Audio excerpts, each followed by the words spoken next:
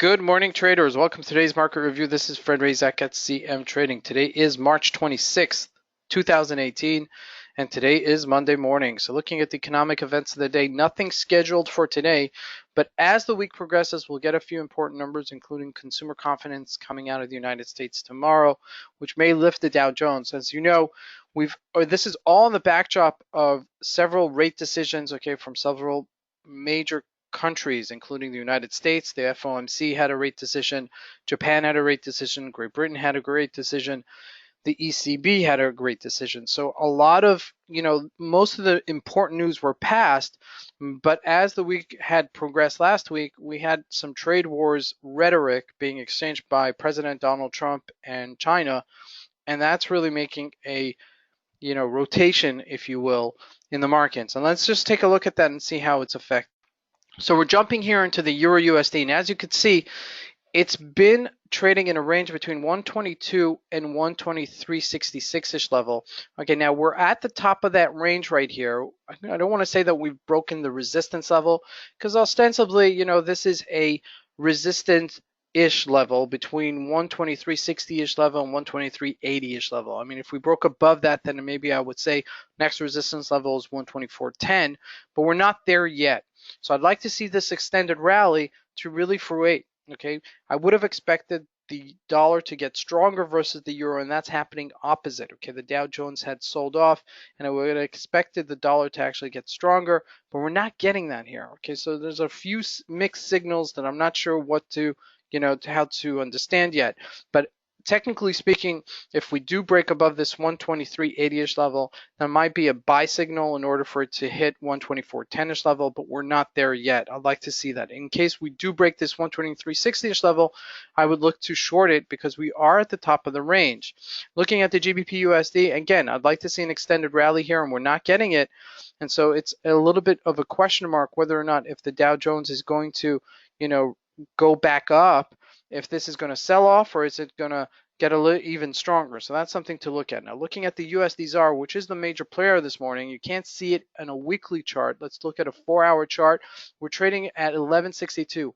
A beautiful retracement for 1210-ish level that we traded earlier last week, and we kind of mentioned this. We mentioned that you're at the top of the range here. You want to look to short this top of the range, and sure enough, we broke the 12, and we just nosedived since there. Big gap down this morning, and we traded all the way down as 1160. Okay, now the question is, we have a support level at 1150. If we do break that, we'll be back into the low 11, maybe high 10s level, since we haven't been there for about 4 years. So that's something to consider as the week progresses. You might want to build a position in that as opposed to day trading it just separately. Looking at the commodities. Now the commodities got affected with the Dow Jones tumult, and in this case, the gold rallied all the way to 1350. That's a beautiful resistance level. We've mentioned that many times before, and we're trading just below that 1344. So as the week progresses, if the Dow Jones rallies, I'd be looking to sell the gold and buy the Dow Jones. Okay, they work in inverse relationship, and we may see it back down to the 1333-ish level, maybe correct itself to 1325 even. So that's something to look at as the day progresses. Now looking at oil, we hit a high of 66.43, a beautiful resistance level right there, all-time highs for the year, and we're just trading below that. Now I'd like to see, again, if it's really going to break out on the upside, I'd like to see the correction really happen. If not, then let's see how far it's going to correct itself. Maybe 64.60-ish level is really my next support level. So that's something to look at. Now let's jump into the Dow Jones. Okay, so this is a daily chart of the Dow Jones, and we've mentioned this several times before. It hit a high of 26,600-ish level, sold off initially to 23,200-ish level at that debacle in February. And so far this month, we've been trading between a range. We traded as high as 25,795, back down to 24,241, making another lower high in head and shoulder formation at 25,350, then selling off tremendously back down. So the question is, sometimes the market does this, which means that we'll make a double bottom, okay, before we rally back up. Okay, just it's not economic based. It's just consumer confidence based. It's confidence really. It's based on the news and how we interpret the things in the news. So if the markets are still strong, this market will rally right back. Okay, believe you me. Okay, if the companies are still producing, positive results in the trajectory that they were producing 3 months ago, okay, there's nothing stopping from the Dow Jones to go back to 26,600-ish level.